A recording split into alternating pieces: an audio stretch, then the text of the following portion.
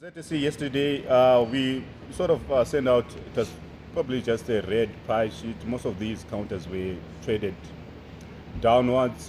We had losses in BAT, Delta, Econet, FBC, OK, Zim, Old Mutual. The only counter that gained really was Cassava, which was up slightly. So as a result, the top 10 was up about 0.13%.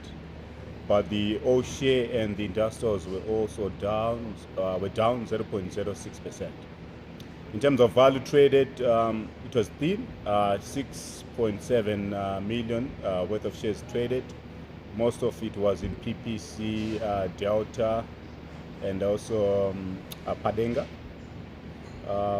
So really, the market continues to trade downwards. I mean, there's no support on the buying side because of liquidity issues. So we expect that trend to continue.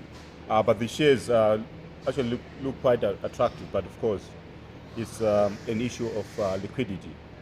And then there's also information on the shares in issue changes, a number of interesting changes that we're seeing there.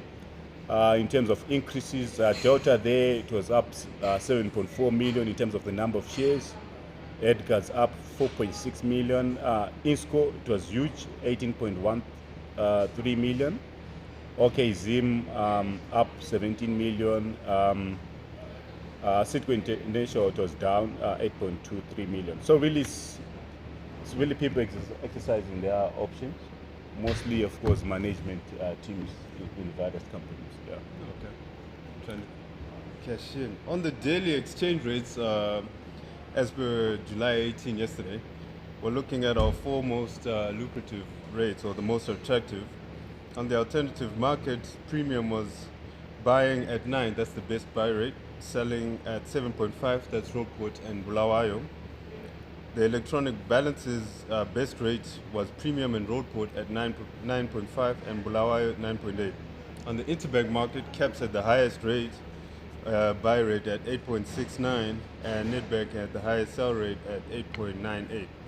There was no movement on the Harare alternative market, while the bank rates generally held firm.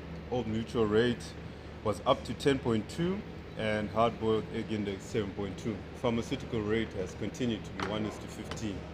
Interesting. So just a question: how do you get these? I mean, these alternative market rates? Do you actually go there, or how do you get it? I do my rounds. We go there. We ask a few of the players on the streets and some of the senior traders. They'll give us some of these rates by mobile phone.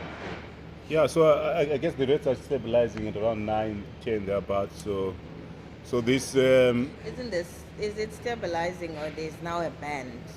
I think there's now a band that they're supposed to trade within. Oh, within. I think it's a set band by the RBZ that please don't pass this rate. Mark.